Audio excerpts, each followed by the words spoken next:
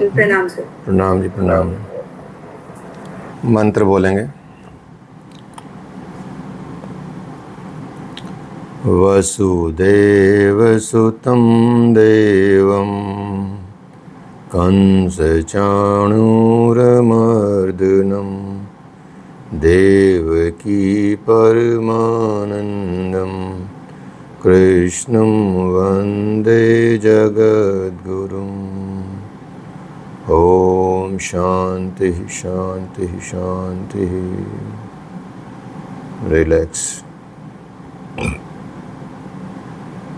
Gently open your eyes.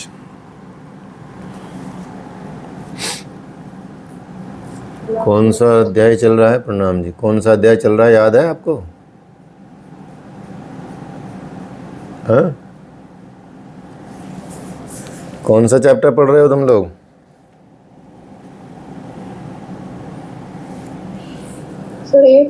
अष्टम।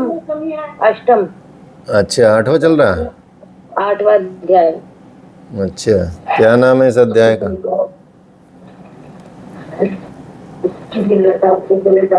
अक्षर ब्रह्म योग नमोचितम। हाँ, अक्षर ब्रह्म योग। ये याद था या क्या? याद था या किताब से टीप के बताया? सर देखो, झूठ नहीं बोलती, बुक भागवत खोलती हूँ सामने, उसको ही श्लोक आप पढ़ते हो तब रीड आउट करती हूँ। तो सर हवा में रहेंगे ना श्लोक। भागवत को ही पढ़ा रहा हूँ मैं तो भगवत गीता पढ़ा रहा हूँ। सर भगवत गीता खोल के रखी है, आप जब पढ़ते हो आप हमें समझाते हो तो सामने खोल के रखती हूँ। हाँ, वही तो ठीक है। मतलब भागवत बोल रहे थे ना, तो भागवत नहीं है, भागवत और भगवत गीता में बहुत डिफरेंस है। जी जी सर, बाय मिस्टेक बोला गया। चलो बढ़िया है। तो यहाँ विद्या अविद्या के बारे में भगवान बता रहे हैं, रात्रि दिन के बारे में बता रहे हैं, और काल कहाँ तक पीछा करता है ये बता रहे हैं, कौन पुरुष काल से भी अतीत है ये बता रहे हैं। तो विद्या और अविद्या में होने वाले कार्य को भगवान कृष्ण यहाँ स्पष्ट कर रहे हैं कि अव्यक्त अद्व्यक्तम व्यक्त्य सर्वाः प्रभवन्ते राग में रात्र्यगमे प्रलियन्ते तैत्र वाक्य संज्ञके। अर्थात ब्रह्मा के दिन के प्रवेश काल में, अर्थात विद्या दैवी संपद के प्रवेश काल में क्या होता है, ये संपूर्ण प्राणी अव्यक्त बुद्धि में जागृत हो जाते हैं, और रात्रि के प्रवेश काल में उसी अव्यक्त अदृश्य बुद्धि में जागृति के सूक्ष्म तत्व को अचेत हो जाते हैं। तो वे प्राणी जो अविद्या की रात्रि में स्वरूप को स्पष्ट नहीं देख पाते, लेकिन उनका अस्तित्व रहता है, और जागृत होने पर और अचेत होने का माध्यम ये बुद्धि ही है, जो सब में अव्यक्त रहती है, दृष्टिगोचर नहीं होती, ये हमको दिखाई नहीं देती, लेकिन ये गवाह बनी रहती है सब चीज़ का। तो भगवान यही बताते हैं कि हे पार्थ, ये सब प्राणी इस तरह से जागृत होकर प्रकृति से विवश होकर अविद्या रूपी रात्रि के आने पर अचेत हो जाते हैं। मतलब इनमें कोई चेतना नहीं बचती। अर्थात हम जब प्रकृति के वश में हो जाते हैं, जो संसार के वश में हो जाते हैं, तो हमारी चेतनता वो नहीं रहती, अर्थात हम अज्ञानी बन जाते हैं, ज्ञान चला जाता है हमारा, विद्या चली जाती है। वे देख नहीं पाते कि उनका लक्ष्य क्या है, वो उद्देश्य को नहीं समझ पाते जीवन के, कि जीवन का उद्देश्य क्या है, हम क्यों धरती पर आए हैं, हमारा लक्ष्य क्या है, हमको क्या प्राप्त करना है, क्या हमको खोजना है। और दिन के प्रवेश काल में वे पुनः जागृत हो जाते हैं।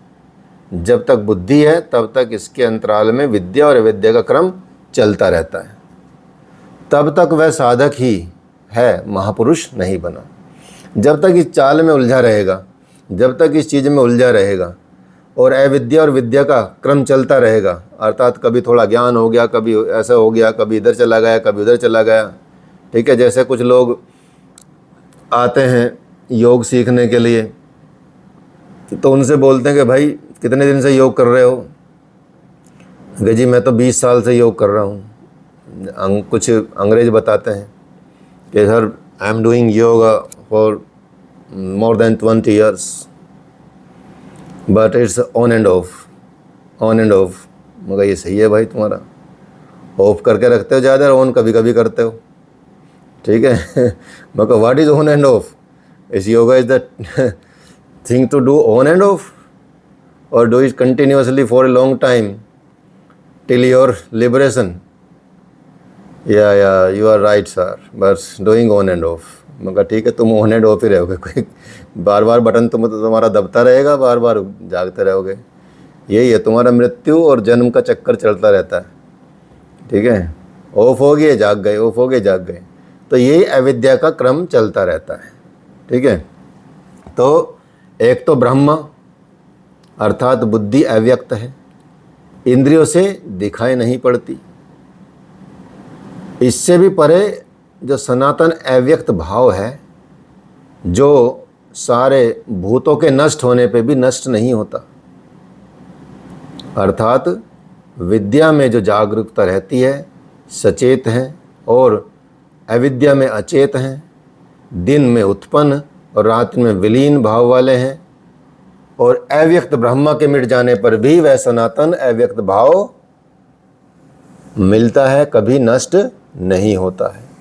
वो है परंपरा, मतलब आत्मा कह सकते हैं उसको, परमात्मा कह सकते हैं, या ब्रह्म कह सकते हैं।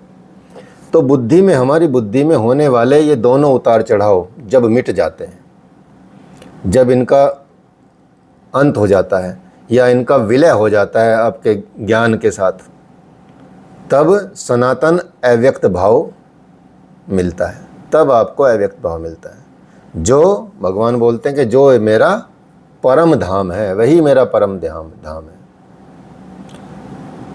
जैसे आपने पारा देखा, पारा मरकरी लिक्विड होता है ना, लिक्विड धातु है ये बेसिकली, ठीक है।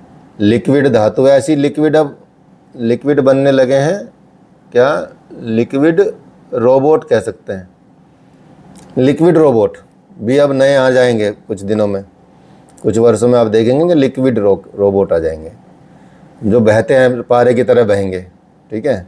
ऐसे वो कहीं भी घुस जाएंगे बॉडी में, और घुस के अंदर मारेंगे अलग अलग सेल्स को, ठीक है।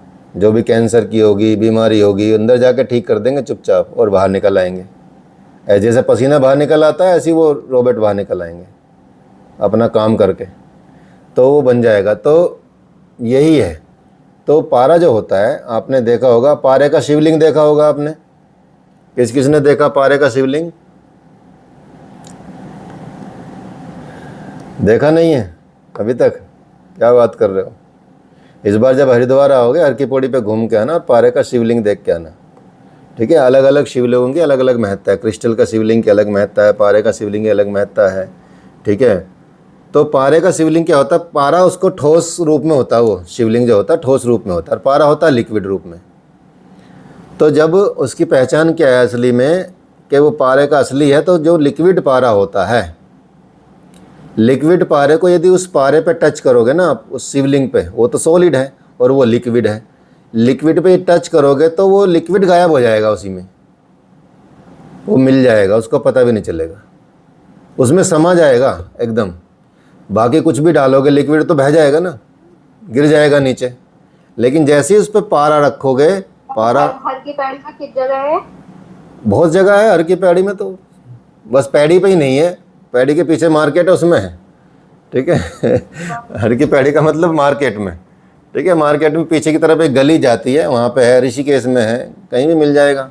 छोटा सा शिवलिंग होता है, थोड़ा महंगा आता है, बहुत हैवी होता है, ठीक है, भारी होता है।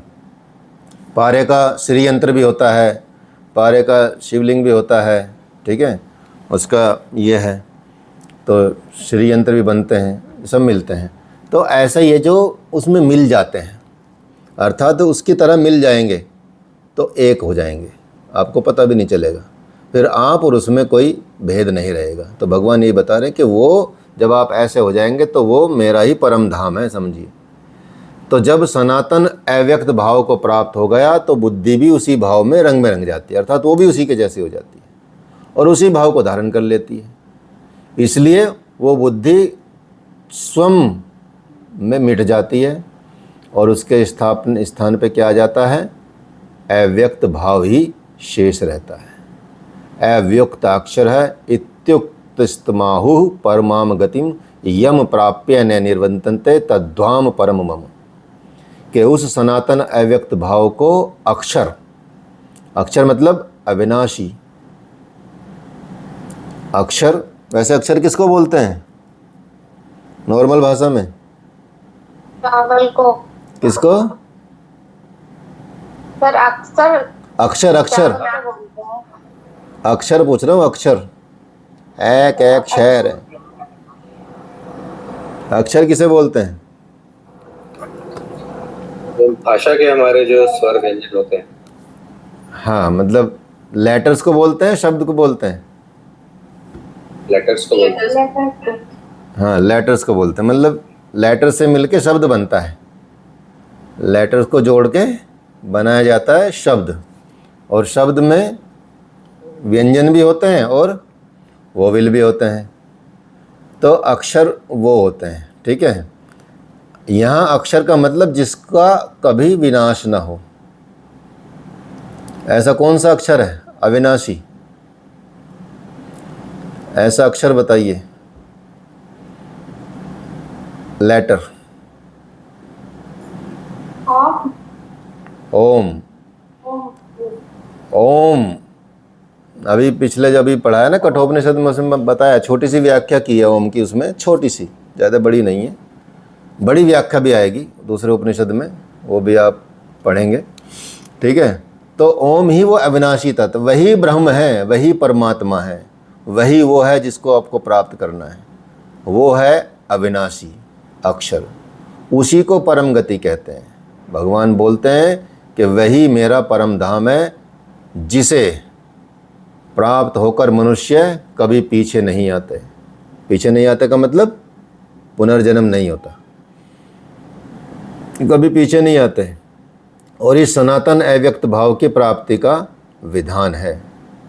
क्या विधान है? पुरुष है स पर पार्थ है भक्त्या लभ्यस्त्वन्यः यशान्तः स्थानी भूतानि येन सर्वमिदं ततः। के पार्थ, जिस परमात्मा के अंतर्गत संपूर्ण भूत प्राणी बसे हुए हैं, जिससे ये संपूर्ण जगत व्याप्त है, सनातन अव्यक्त भाव वाला वो परम पुरुष अनन्य भक्ति से प्राप्त होने योग्य है। अनन्य भक्ति का मतलब है कि परमात्मा के सिवा किसी अन्य का स्मरण न करते हुए उनसे जुड़ जाए, बस परमात्मा से जुड़ जाए, परमात्मा को ही चाहे, परमात्मा को ही प्राप्त करे, परमात्मा के ही गुणगान गाए, परमात्मा को ही स्मरण रखे, परमात्मा का ही भजन तप करे। अनन्य भाव से लगने वाले पुरुष भी कब तक पुनर्जन्म की सीमा में है, कब वे पुनर्जन्म का अतिक्रमण कर जाते हैं, इस पर भी कई बार भगवान ने समझाया है और बताते हैं कि कब तक उसका ये रहता है। तो भगवान बताते हैं कि यत्र काले त्वनावृत्ति मावृत्तिम चैव योगिनः प्रयाता यान्ति तम कालम वक्ष्यामि भरतर्षभ।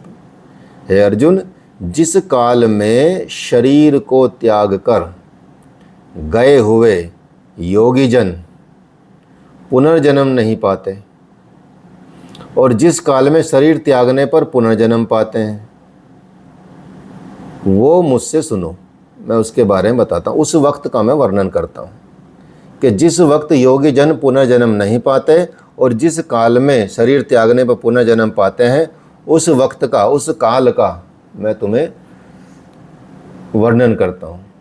बताते हैं, अग्नि ज्योतिरः शुक्लः षण्मासा उत्तरायणम तत्र प्रयाता गच्छन्ति ब्रह्म ब्रह्म विदो जना।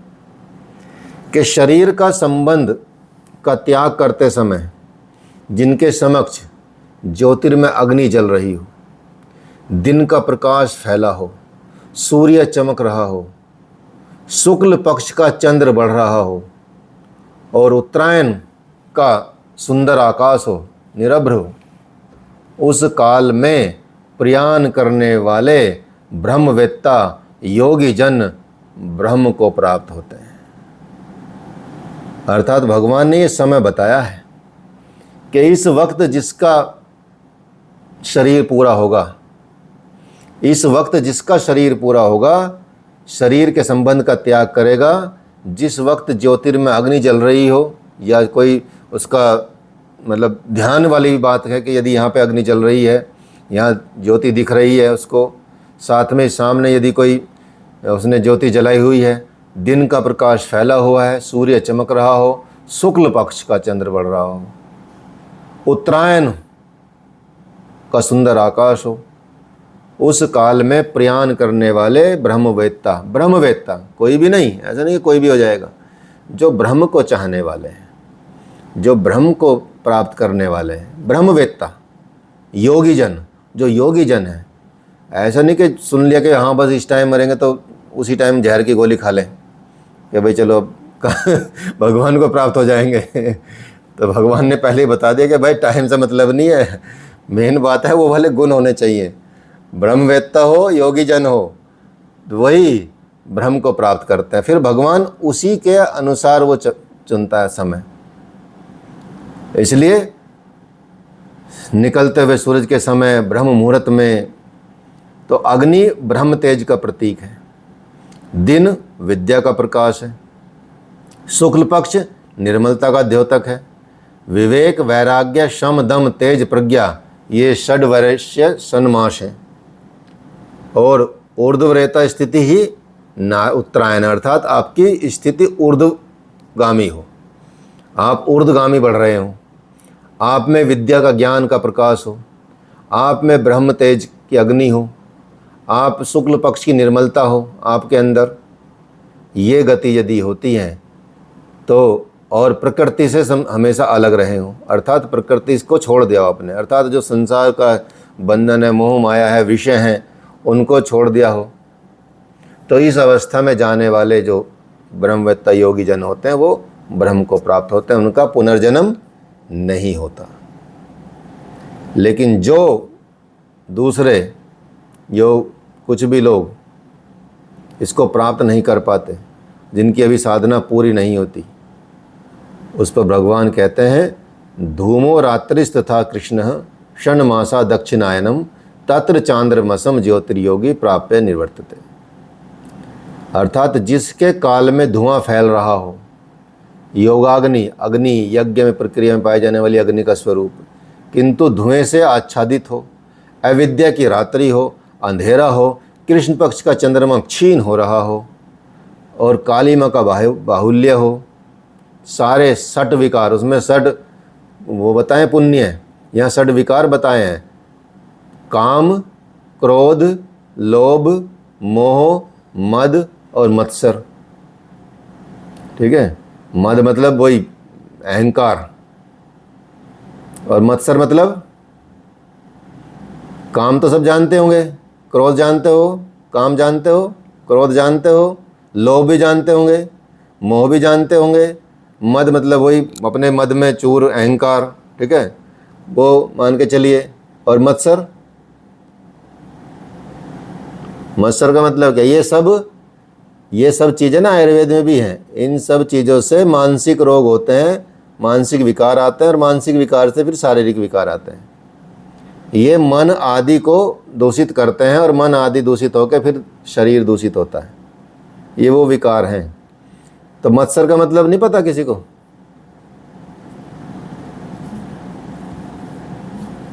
वीरों, भारत के वीरों बताओ, किसी के दूसरे की तरक्की से जलना, दूसरे के बराबर में गाड़ी ले ली, बराबर में घर ले लिया, पैसे ज़्यादा हो गए, सैलरी ज़्यादा हो, किसी की ज़्यादा पैसा कमाने, ईर्ष्या अलग है, मत्सर अलग है। हाँ, मतलब उसमें और भाव अलग जुड़ जाते हैं।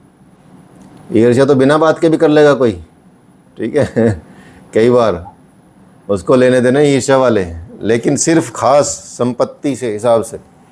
तो ये बताते हैं कि जो षड विकारों से युक्त दक्ष, अर्थात वो अधोगामी है, ये गुण आपको, ये अवगुण आपको अधोगामी ले जाते हैं, नीचे की तरफ ले जाते हैं, बहिर्मुखी हो जाते हैं आप लोग। तो वो परमात्मा के प्रवेश से भी बाहर हैं। उस योगी को, चाहे वो योगी भी हो, उसको पुनः जन्म लेना पड़ता है, तो ये करते रहना पड़ता है। तो प्रश्न आता है, अर्जुन अपने मन में पूछते हैं, क्योंकि भगवान क्या होता है ना, भगवान उत्तर उसके मन के भी प्रश्न को जान लेते हैं।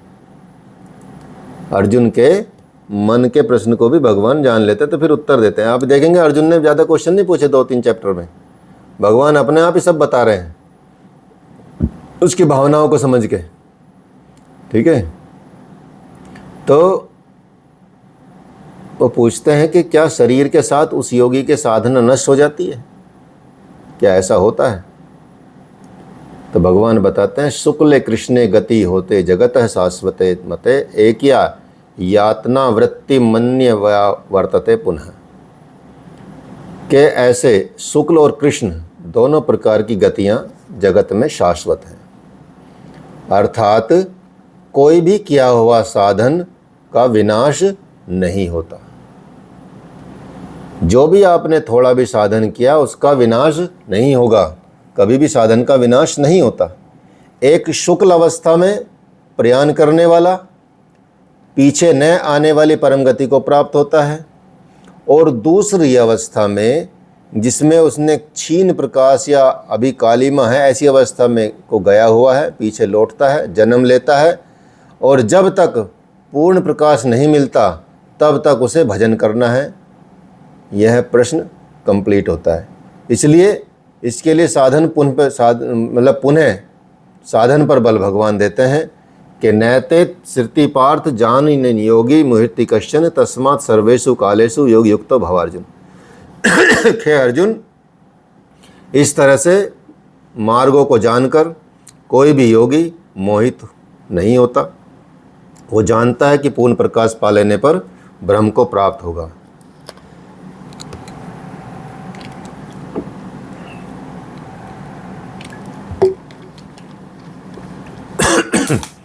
और क्षीण प्रकाश रहने पर भी पुनर्जन्म में साधन का नाश नहीं होगा। दोनों गतियां शाश्वत हैं, दोनों चलती रहेंगी, स्तर बढ़ते रहेंगे। तो हे अर्जुन, तू सब काल में योग से युक्त हो और निरंतर साधन कर, अर्थात पीछा मत छोड़। चाहे आपका पुनर्जन्म हो, चाहे आपका कैसे भी स्थिति हो, आप उसको प्राप्त कर ही जाओगे एक दिन। यदि आप साधन में लगे रहे और यदि आपको जन्म भी मिल रहा है बार बार, तो जो आपने साधन किए हैं उसका कभी नाश नहीं होता। भगवान की तरफ एक कदम भी चला हुआ कभी खत्म नहीं होता। विषयों की तरफ चला हुआ आपका जीवन भी खत्म कर देता है। तो इसलिए भगवान बोलते हैं कि शुक्ल पक्ष की तरफ बढ़ो, कृष्ण पक्ष की तरफ नहीं, अर्थात अंधेरे की तरफ मत बढ़ो, उजाले की तरफ बढ़ो। तो वेदेषु यज्ञेषु तपस्सु चैव दानेषु यत् पुण्य फलम प्रतिष्ठम अत्येति तत्व सर्वमिदम विदित्वा योगी परम स्थान में प्रति चाहद्यम। इसको आप साक्षात्कार रहित जानकर, मानकर नहीं जानकर, मानना अलग होता है, जानना अलग होता है। जो योगी वेद, तप, यज्ञ और दान के जो पुण्य फल का अतिक्रमण कर जाते हैं, उनको जीत जाते हैं, उनको पार कर जाते हैं, वो निसंदेह ही परम पद को प्राप्त होते हैं। अविदित परमात्मा की साक्षात जानकारी का नाम वेद है। अविदित तत्व जब विदित हो गया तो अब कौन किसे जाने, इसलिए अब विदित होने के पश्चात वेदों से भी प्रयोजन समाप्त हो जाता। जब आप जान गए तो फिर वेदों का कोई प्रयोजन नहीं। जैसे कि पहले बताया कि यदि आपको जला से मिल जाए तो छोटे पोंड का कोई प्रयोजन नहीं रहता। जब आप आगे बढ़ जाते हैं तो पीछे का कोई प्रयोजन नहीं रह पाता। जैसे आप ग्रेजुएशन कर ली तो पहली, दूसरी, तीसरी, चौथी, पाँचवीं का कोई प्रयोजन है? कुछ नहीं है। ठीक है, आपके अंदर सहज में वो तत्व हैं पहले से ही, याद स्मरण भर बाकी है और कई बार तो याद भी नहीं रहता। ठीक है, लेकिन अब उसका कोई प्रयोजन नहीं रहता, उसका प्रयोजन समाप्त हो जाता है। इसी तरह जब आप वेदों के द्वारा ही भगवान को जान जाते हैं तो वेदों का कोई प्रयोजन नहीं रहता, अर्थात फिर उसकी आवश्यकता नहीं, फिर आगे बढ़ो। क्योंकि जानने वाला भिन्न नहीं है, इसलिए यज्ञ अर्थात आराधना की नियत क्रिया करने वाला आवश्यक थी। जब तक आवश्यक थी तब तक किया आपने। तो इसी तरह से आप भजन करें, मन को इंद्रियों के साथ अपने लक्ष्य को तपाएं, लक्ष्य के अनुरूप तपाना और लक्ष्य प्राप्त करना, मन वचन कर्म से समर्पण करना, दान करना, पुण्य फल प्राप्त करना, परमात्मा की प्राप्त करना, ये सब फल हैं और परमात्मा से अलग नहीं है। धीरे धीरे उनसे परमात्मा की प्राप्ति होती है।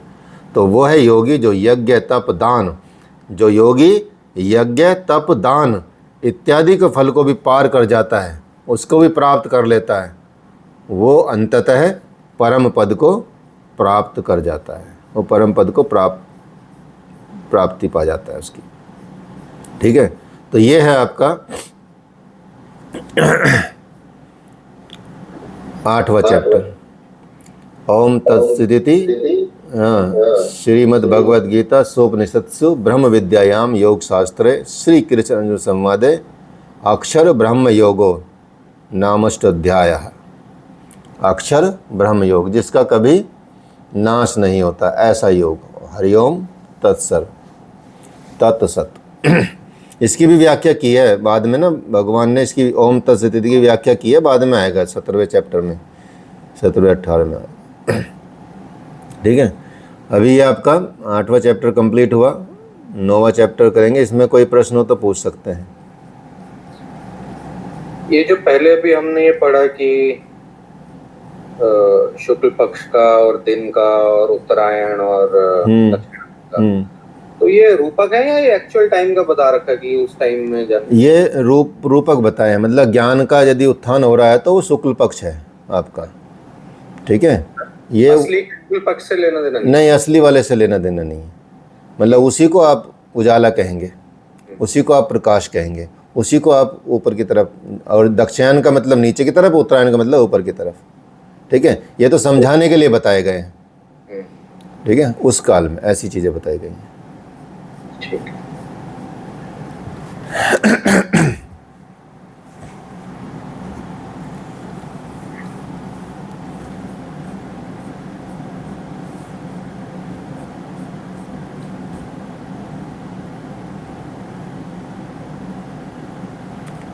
चलिए, कोई प्रश्न नहीं है तो चले आगे बढ़े।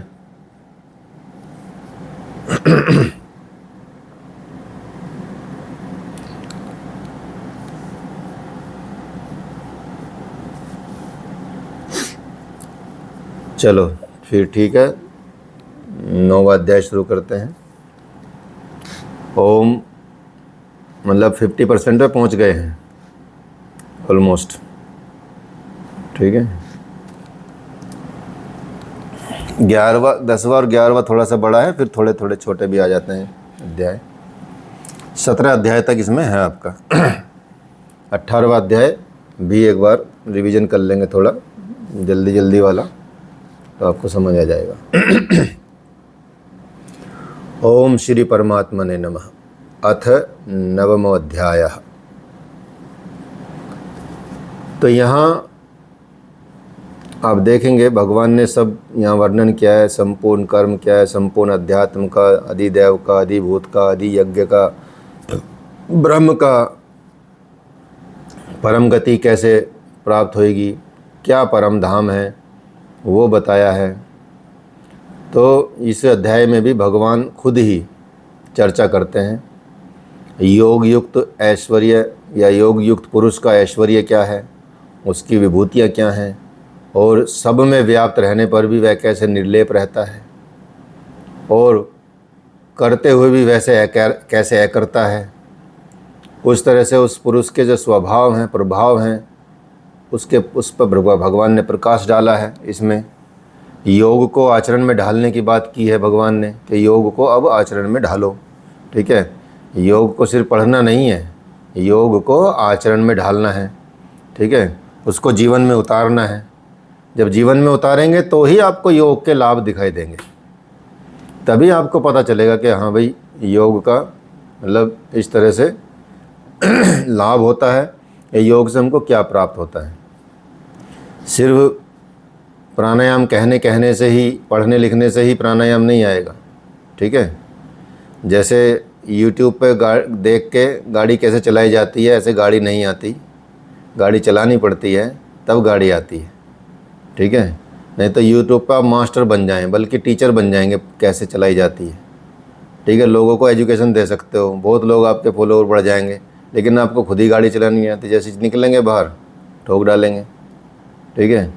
तो ऐसे ही योग को सिर्फ पढ़ना नहीं है, योग को जीवन में उतारना है, आचरण में लाना है।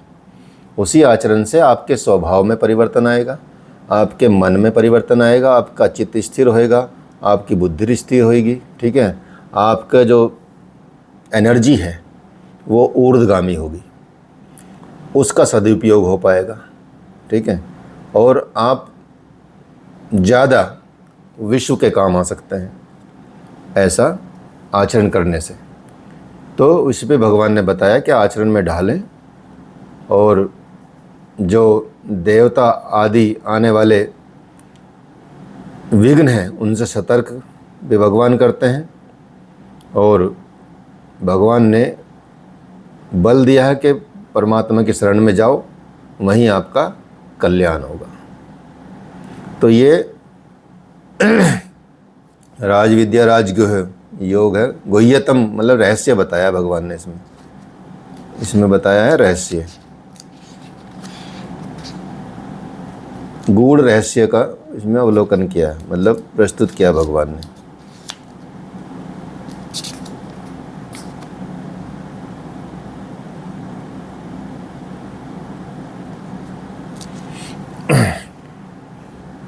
तो बताते हैं भगवान कि इदम तू ते गुह्यतम प्रवक्ष्याम में सूयवे ज्ञानम विज्ञान सहितम यज्ञात्वा मोक्षे से सुभात।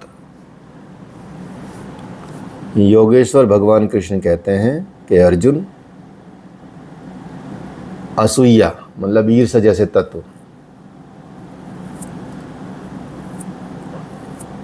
इन तत्वों से रहित होकर तो मेरी बात सुन, या कुछ ऐसे विकारों से रहित हो मेरी बात सुन।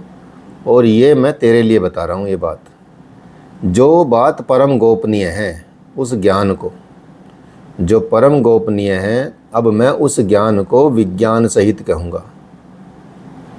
अर्थात प्राप्ति के पश्चात महापुरुष के साथ रहनी कहूँगा, महापुरुष की रहनी के साथ कहूँगा कि कैसे वो महापुरुष सर्वत्र एक साथ काम करता है, कैसे वह जागृति प्रदान करता है, कैसे वह रथी बनकर आत्मा के साथ सदैव रहता है, ठीक है। और यत ज्ञातवा, जिसे आप साक्षात जानकर जिसे तू साक्षात जानकर दुख रूपी संसार से मुक्त हो जाएगा। वो कैसा ज्ञान है वो ये भगवान बताते हैं। इस चैप्टर का नाम भी यही है, राज विद्या राजगुह्यम। तो राज विद्या राजगुह्यम पवित्रम मुद्दतम प्रत्यक्षवागमम धर्म्यम सुसुखम कर्तव्यम, कि विज्ञान से संयुक्त ये ज्ञान सभी विद्याओं का राजा है। विद्या का अर्थ भाषा ज्ञान या शिक्षा से नहीं है। विद्या का मतलब होता है विद्या ही का ब्रह्म गति प्रदाया, सा विद्या सा विमुक्ते। विद्या उसे कहते हैं जिसके पास आए उसको उठाकर ब्रह्म पथ पर चलाते हुए मोक्ष प्रदान करते हैं, उसको विद्या कहते हैं। एजुकेशन को विद्या नहीं बोलते, शिक्षा नहीं, एजुकेशन नहीं, भाषा का ज्ञान नहीं, विषयों का ज्ञान नहीं, बल्कि विद्या क्या है? विद्या बेसिकली वो ज्ञान है। जब आपके पास आ जाएगा तो आपकी स्थिति को उच्च करेगा और आपकी स्थिति को बढ़ाते हुए आपको ब्रह्म पथ पर चलाएगा, ईश्वर के मार्ग पर चलाएगा और मोक्ष को प्रदान करेगा। और यदि आपने रास्ते में आई हुई रिद्धियों सिद्धियों या यो प्रकृति में यदि उलझ गए तो ये निश्चित है कि फिर अविद्या सफल हो जाएगी आपके जीवन में। अर्थात भगवान का कहने का मतलब ये है कि यदि आप इस मार्ग पर चलेंगे, विद्या के मार्ग पर चलेंगे, तो आपके अंदर बहुत शक्ति आएगी, बहुत ऐश्वर्य आएंगे। ऐश्वर्य मतलब विभूति, रिद्धियाँ आएंगी, सिद्धियाँ आएंगी, प्रकृति को जीतने की क्षमता आएगी आपके ऊपर। मतलब ऐसे ऐसे पावर आएगी आपके पास। तो यदि आप उसमें उलझ गए तो ये निश्चित है, ये सिद्ध है कि यहाँ पर अविद्या सफल हो गई, तो फिर भी वो विद्या नहीं कही जाएगी। तो राज विद्या तो ऐसी है जो निश्चित रूप से आपका कल्याण करेगी, वो निश्चित रूप से कल्याण करने वाली होगी। और ये राज विद्या जो है सभी गोपनियों का राजा है। अविद्या और विद्या के जो अनावरण है,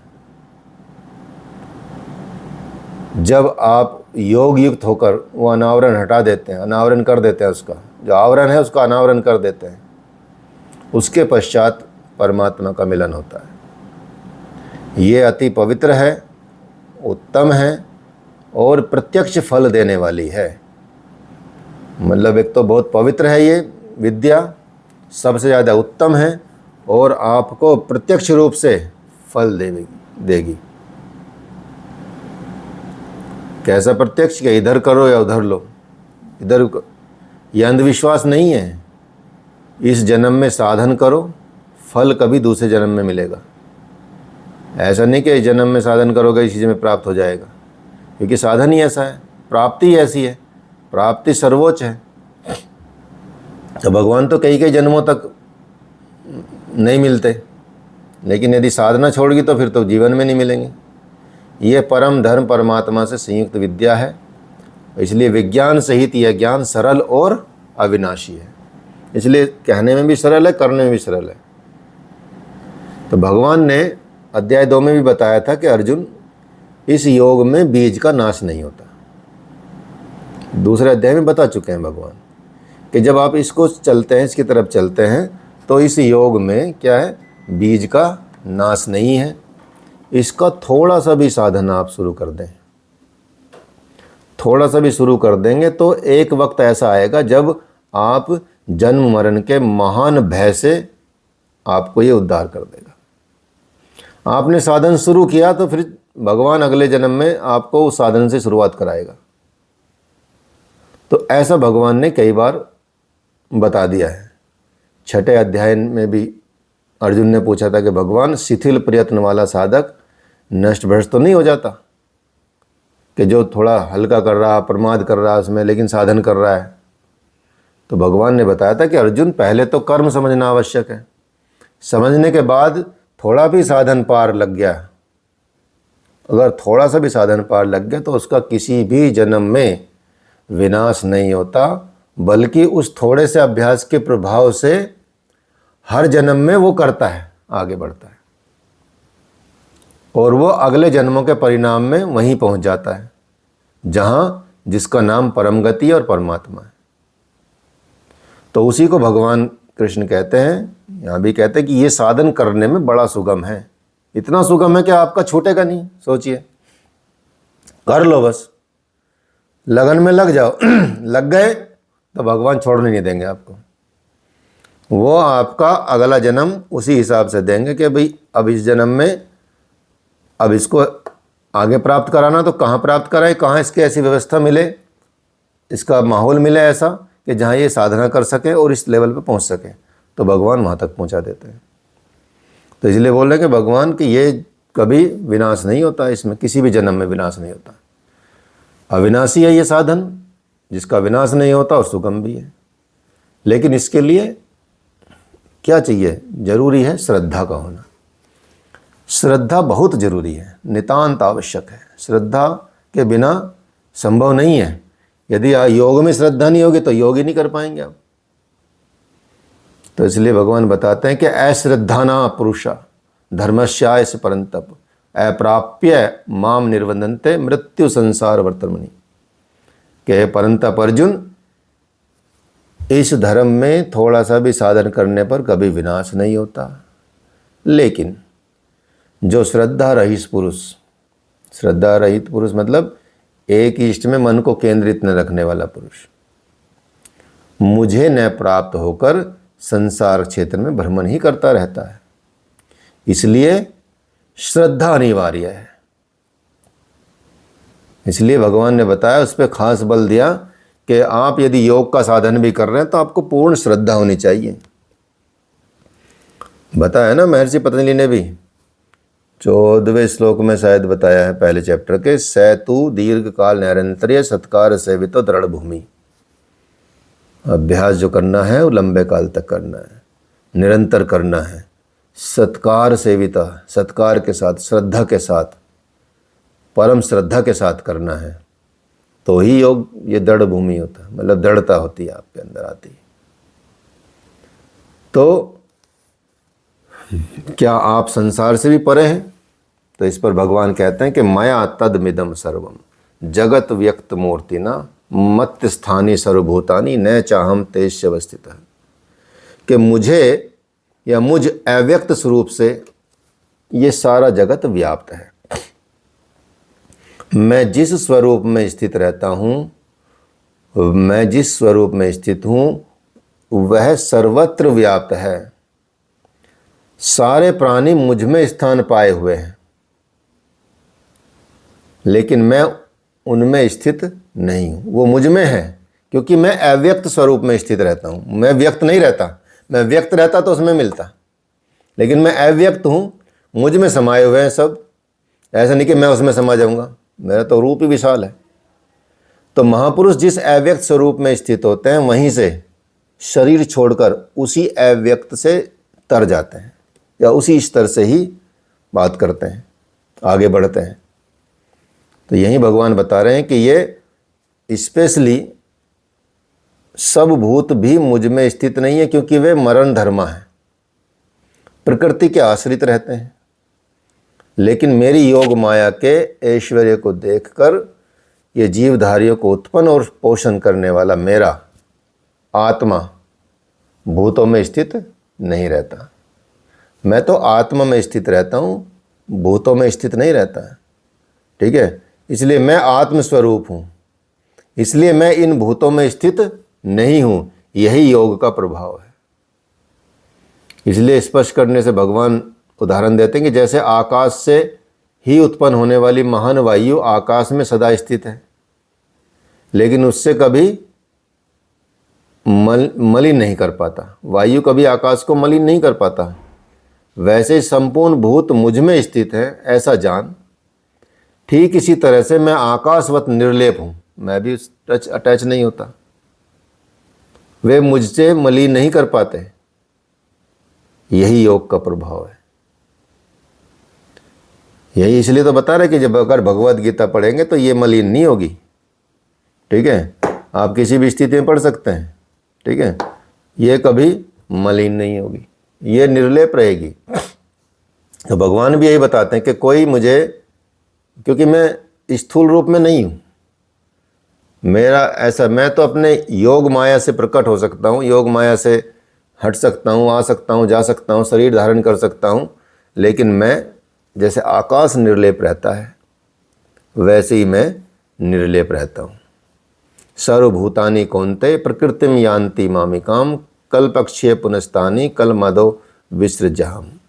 कि अर्जुन, कल्प के विलय काल में, जब कल्प का विलय होता है, भूत प्राणी मेरी प्रकृति, मेरे स्वभाव को प्राप्त होते हैं, और कल्प के आदि में मैं उनको बार बार विसृजामि, विशेष रूप से सृजन करता हूं।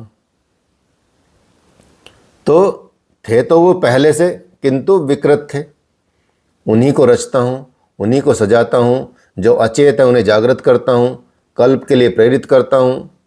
कल्प का मतलब होता है उत्थानमुख परिवर्तन।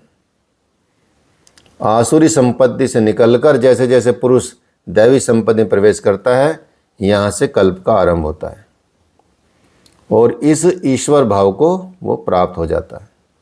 वही कल्प का क्षय है। अपना कर्म पूरा करके कल्प में ही विलीन हो जाता है। भजन का आरंभ कल का आदि है, और भजन की परिकाष्ठा जहाँ लक्ष्य विदित होता है वो कल्प का अंत माना जाता है। तो जब ये क्षर आत्मा योनियों के कारणभूत राग द्वेष से मुक्ति पाकर अपने शाश्वत रूप में स्थित हो जाए, इसी को भगवान कहते हैं कि वह मेरी प्रकृति को प्राप्त होता है। तो भगवान यही बताते हैं कि शुरुआत होती है और फिर अंत होता है। ठीक है, बढ़ता है संसार, फिर सिमट जाता है, बढ़ता है सिमट जाता है। जो महापुरुष प्रकृति का विलय करके अपने स्वरूप में प्रवेश पा जाता है, उसकी प्रकृति कैसी रहती है, उसकी प्रकृति में क्या शेष है क्या नहीं है, तो भगवान पहले ही इस बात को कर चुके हैं कि सभी प्राणी अपनी प्रकृति को प्राप्त होते हैं। जैसा उनके ऊपर प्रकृति के गुणों का दबाव है वैसा वो करते हैं। ज्ञानवान अपि, प्रत्यक्ष दर्शन के साथ जानकारी वाला ज्ञानी भी अपनी प्रकृति के सदृश्य ही चेष्टा करता है। वो पीछे वालों के कल्याण के लिए करता है। और जो पूर्ण ज्ञानी महापुरुष जो होते हैं, तत्व स्थित रहते हैं, उनकी प्रकृति अलग हो जाती है। वो अपने स्वभाव में तो बरतता है, लेकिन कल्प के क्षय में वो अपने को उसके अनुसार ढाल लेता है। प्रकृतिम समा स्वाम वष्टभ्यम सृजा विसृजामि पुनः पुनः भूतगामी मिकृतवशम प्रकृति वशात। अपनी प्रकृति मतलब महापुरुष की रहनी स्वीकार करके अपने अपने स्वभाव में स्थित गुणों से परिवश हो गए हुए संपूर्ण भूत स्वभाव में मैं बारंबार विसृजामी विशेष सृजन विशेष रूप से सजाता हूँ और उन्हें अपने स्वरूप की ओर बढ़ने के लिए प्रेरित करता हूँ। तब आप इस कर्म में बंधे हुए या नहीं बंधे हुए ये आपको समझना पड़ेगा। तो जैसे आजकल एक थ्योरी है ना, आपने देखा होगा, बिग बैंग थ्योरी पढ़ी होगी, सुनी होगी। ब्रह्मांड का अध्ययन करते रहते हैं वैज्ञानिक और बोलते हैं कि भाई ये ब्रह्मांड का विस्तार हो रहा है, विस्तार हो रहा है, विस्तार हो रहा है, विस्तार हो रहा है, ऐसे बढ़ रहा है। उसका डिजाइन भी ऐसा दिखाया जाता है, ऐसे बढ़ रहा है। फिर उन्होंने इस पर भी अध्ययन किया कि वो अब संकुचित हो रहा है, धीरे धीरे घट रहा है। तो ये बात पहले ही भगवान बोल चुके हैं कि सृष्टि की रचना होती है, फिर वो सिकुड़ जाती है, बढ़ती है सिकुड़ जाती है, बढ़ती है सिकुड़ जाती है। सारा सिद्धांत सेम भगवान ने बताया यहाँ पे। तो इसलिए भगवान बताते हैं कि हे अर्जुन, मेरी अध्यक्षता में अर्थात मेरी उपस्थिति में जो सर्वत्र व्याप्त मेरे अध्यात्म से या मेरे अध्यास से ये माया क्या, त्रिगुणी प्रकृति, अष्टधा मूल प्रकृति और चेतन दोनों चराचर जगत सहित जगत को रचती है, जो क्षुद्र कल्प है। और इसी कारण से ये संसार आवागमन के चक्कर में घूमता है। और प्रकृति का ये क्षुद्र कल्प जिसमें काल का परिवर्तन है, बदलता है, समय बदलता है, मेरे अध्यास से ही ये प्रकृति करती है, मैं नहीं करता। हाँ, मेरे द्वारा करती है। मैं प्रकृति को संकेत करता हूँ। जैसे अभी बताया कि प्रकृति क्या है, विशेष तौर से प्रकृति किस अवस्था का नाम को प्रकृति कहते हैं, आपको बता चुके हैं। बताइए किस अवस्था को प्रकृति कहते हैं।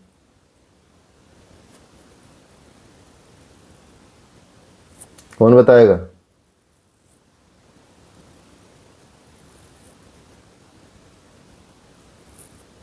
नहीं पता?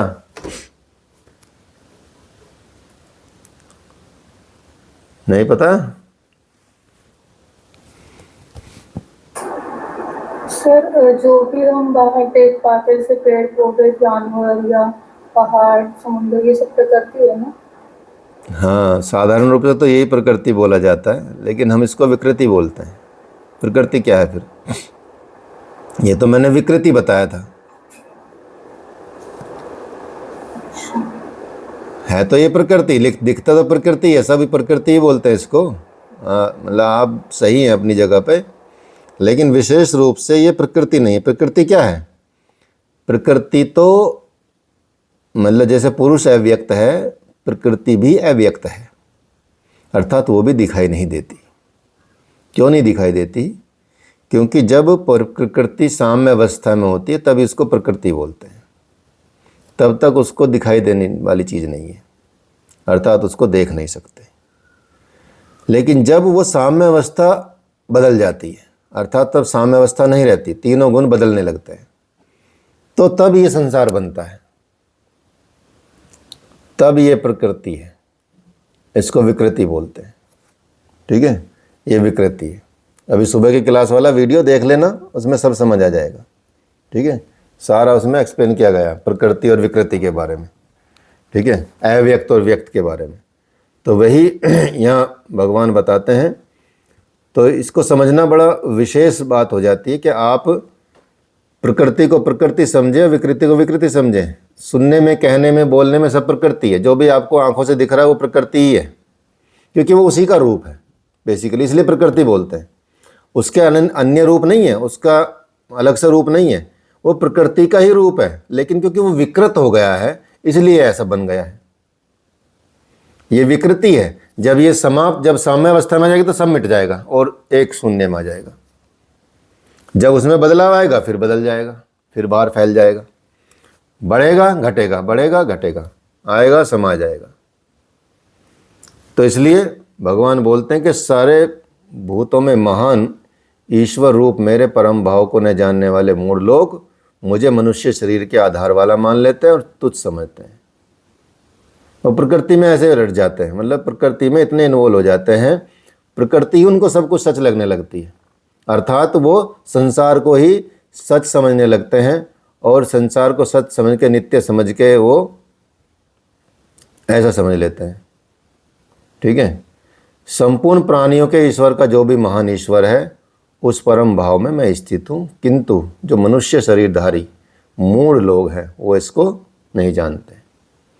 वे मुझे मनुष्य कहकर ही संबोधित करते हैं। तो इसलिए वो समझ नहीं पाते रहस्य क्या है, मैं क्या हूँ, वो कौन है, ईश्वर भाव कैसे स्थित करें अपने अंदर, कैसे आना। उसके लिए तो एक मार्ग पर चलना पड़ेगा, तभी आप। अर्जुन भी कहाँ समझ पाए थे। अब पूरे महाभारत में भी भगवान को भगवान कृष्ण कहाँ बोला, सिर्फ इसी भीष्म पर में बोला गया है। इससे पहले भगवान की संज्ञा नहीं दी गई भगवान को, अर्जुन मतलब भगवान कृष्ण को। भगवान को भगवान की संज्ञा सिर्फ इसी पर्व में दी गई, क्योंकि वहीं भगवान ने अपने आप को उजागर किया, वहीं भगवान ने अपने आप को दिखाया। जब दिखाया तब से मानना शुरू किया लोगों ने, तब से इसकी शुरुआत हुई। तो भगवान यही बताते हैं कि मोघाशा मोघ कर्मणानो मोघ ज्ञाना विचेतस राक्षसी मासुरीम चैव प्रकृतिम मोहिनीम श्रिता। जो वृथा आशा है, वृथा आशा मतलब जो कभी पूर्ण नहीं होने वाली आशा। वृथा कर्म मतलब बंधनकारी कर्म। वृथा ज्ञान का मतलब होता है जो अज्ञान है, बेसिकली वस्तुतः जो बेसिकली अज्ञान है। विचेतसः जो विशेष रूप से अचेत हैं। राक्षसों और असुर के से भी मोहित होने वाले स्वभाव को जो धारण करने वाले हैं, अर्थात जो आसुरी स्वभाव वाले होते हैं। इसलिए मनुष्य समझते हैं कि असुर और राक्षस मन का स्वभाव एक ही होता है, न कोई उनकी जाति होती न कोई योनि होती है। आसुरी स्वभाव वाले ऐसे व्यक्ति मुझे जान नहीं पाते। जिनके अंदर ऐसा स्वभाव है, जिनके अंदर ऐसी चीज़ें हैं, जिनका मन ऐसा है, भगवान ने बताया ऐसे व्यक्ति की कोई ना जाति होती ना योनि होती। वो कहीं भी पाए जा सकते हैं, किसी भी स्थिति में, किसी भी समाज में वो दिख जाएंगे आपको। ठीक है, और कभी भी वो मुझे जान नहीं सकते।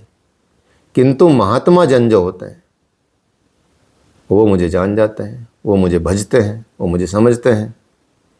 महात्मा नस्तु माम पार्थ दैवी प्रकृति माश्रिता भजन्त्यन्य मनसो ज्ञात्वा भूतादिम व्ययम। लेकिन हे अर्जुन, हे पार्थ, दैवी प्रकृति और दैवी संपत्ति के जो आश्रित हैं, जो लोग अपने अंदर दैवी गुणों का विकास कर रहे हैं, दैवी प्रकृति की तरफ बढ़ रहे हैं, दैवी संपदा की तरफ बढ़ रहे हैं और विकारों को ख़त्म कर रहे हैं अपने, ऐसे महात्मा जन मुझे सब भूतों का आदि कारण मानते हैं। वो मुझे ही सब प्राणी पदार्थों का एक आदि कारण मानते हैं। मुझे अव्यक्त और अक्षर जानते हैं, जिसका कभी क्षय नहीं होता, नित्य है। इस तरह से जानकर कंप्लीटली पूरे मन से, अनन्य मन से, अर्थात मन के अंतराल में किसी अन्य को स्थान नहीं देते और मुझ में निरंतर श्रद्धा रखते हैं, निरंतर श्रद्धा रख के मुझ में भजते हैं। मुझे भजते रहते हैं, उनके ये गुण होते हैं। सततम कीर्यन्तो माम यतन्तश्च दृढ़त्वता नमस्तम माम भक्त्या नित्य उक्ता उपासते। वे निरंतर चिंतन के व्रत में अचल रहते हुए मेरे नाम और गुणों का चिंतन करते रहते हैं। प्राप्ति के लिए यत्न करते रहते हैं कि कैसे मैं प्राप्त हूँ, उसके लिए अगेन एंड अगेन यत्न करेंगे, प्रार्थना करेंगे, मुझे बार बार नमस्कार करेंगे, मुझे ध्याएंगे, मेरे उसमें लगे रहेंगे, हमेशा मेरे संयुक्त होकर अनन्य भक्ति से मुझे मेरी उपासना करते हैं, मेरी कीर्ति करते हैं। ठीक है, तो कैसा कीर्ति करेंगे, कैसा ज्ञान, कैसा उपासना करेंगे, वो यज्ञ में बताए हैं भगवान कैसे कैसे यज्ञ करते हैं। ठीक है, तो फिर यहाँ बता रहे हैं भगवान, फिर से बता रहे हैं कि ज्ञान यज्ञेन चाप्यन्यने यजंतो मापवासते एकत्वेन पृथक्वेन बदुदा विश्वोत्मुखम, कि उनमें से कोई मुझ सर्वव्याप्त परमात्मा या विराट परमात्मा को ज्ञान यज्ञ के द्वारा भजता है, इनका यजन करता है, अपनी हानि लाभ और शक्ति को समझकर इसी नियत कर्म में कर्म यज्ञ में प्रवृत्त होता है, कर्म यज्ञ करता है, एकत्व भाव से मेरी उपासना करता है और मुझे इसी में एक होना और दूसरे सब मुझे अलग रखकर मुझे समर्पण करके निष्काम भाव से मुझे उपासते हैं, मेरी उपासना करते हैं। तो बहुत प्रकार से मेरी उपासना करते हैं, केवल एक ही प्रकार नहीं है, क्योंकि एक ही यज्ञ के सभी ऊंचे नीचे स्तर होते हैं, कोई किसी तरह से करता है, कोई किसी तरह से करता है। तो यज्ञ मैं करता हूँ, यदि महापुरुष रथी न हो तो यज्ञ पार नहीं लगेगा। उसी के निर्देशन को समझना पड़ता है, उसी के आधार को समझना पड़ता है, उसके स्तर को समझना पड़ता है, वो कहाँ तक पहुँचा, कहाँ तक वो पहुँचना चाहिए और किस स्तर पर उसको प्राप्त होता हूँ मैं। तो करता तो मैं ही हूँ, वस्तुतः कर्ता के पीछे प्रेरक रूप में मैं ही हूँ, क्योंकि मेरी प्रेरणा से कर रहा ना, और मैं ही उसका प्रेरक हूँ, मैं ही उसकी प्रेरणा हूँ। अर्थात मुझे ही पाने के लिए वो पूर्ति काल तक यज्ञ करता है, पूर्ति काल तक अपना ध्यान भी रखता है और उसकी लिए एक तरह से उसके रोगों को मिटाने की औषधि भी मैं ही हूँ। मुझे पाकर लोग रोग से निवृत्त हो जाते हैं, मंत्र भी मैं ही हूँ। मेरी साधना से मन के श्वास के अंतराल में निरोध कर लेते हैं और हवि भी मैं ही हूँ, अर्थात सभी मैं हूँ, क्योंकि ये सारी चीज़ें मुझ में ही विलीन हो जाती हैं, अर्थात समर्पण में आ जाती हैं। उसके द्वारा, साधक के द्वारा समर्पित मुझे हो जाती हैं सारी चीज़ें। इसलिए अर्जुन, मैं ही जगत का धाता हूँ, अर्थात धारण करने वाला हूँ। मैं ही जगत का पिता हूँ, अर्थात पालन करने वाला हूँ। मैं ही जगत का पितामह हूँ, अर्थात मूल उद्गम हूँ, जिसमें सभी प्रवेश पाते हैं। जानने योग्य पवित्र ओंकार भी मैं ही हूँ। अहम आकार इति ओंकार, वो परमात्मा मेरे स्वरूप में है। सोहम तत्वमसि, ये सभी मेरे पर्याय हैं, एक दूसरे के पर्याय हैं। ऐसा जानने वाला स्वरूप मैं ही हूँ। ऋक संपूर्ण प्रार्थना, साम समत दिलाने वाली प्रक्रिया, यजु यजन की विधि, ये सब विशेष भी मैं ही हूँ। इसलिए योग अनुष्ठान के ये तत्व बड़े आवश्यक हैं और ये हर अंग मुझसे प्राप्त होते हैं। इसलिए भगवान बोलते हैं, तू मुझे प्राप्त कर, मेरी शरण में आ जा, और मेरी शरण में आएगा तो परम गति को प्राप्त करेगा। क्योंकि हे अर्जुन, गति अर्थात प्राप्त होने योग्य परम गति भी मैं ही हूँ। भरता, भरण पोषण करने वाला, सबका स्वामी, साक्षी, दृष्टा रूप में स्थित, सबको जानने वाला, सबका वास स्थान, शरण लेने योग्य, अकारण प्रेमी मित्र, उत्पत्ति प्रलय, सब शुभ अशुभ संस्कारों का विलय और अविनाशी कारण मैं ही हूँ। और अंत में जिनमें प्रवेश मिलता वे सारी विभूतियाँ मैं ही हूँ। तो यहाँ कुछ विभूतियों का भी भगवान यहाँ वर्णन करेंगे, कुछ चीज़ों का, ठीक है। तो ये आपका कल कराएंगे ये वाला, ठीक है। तो आज के लिए इतना ही बहुत है, थोड़ा इसको भी डाइजेस्ट करो। थोड़ा टफ है ये वाला।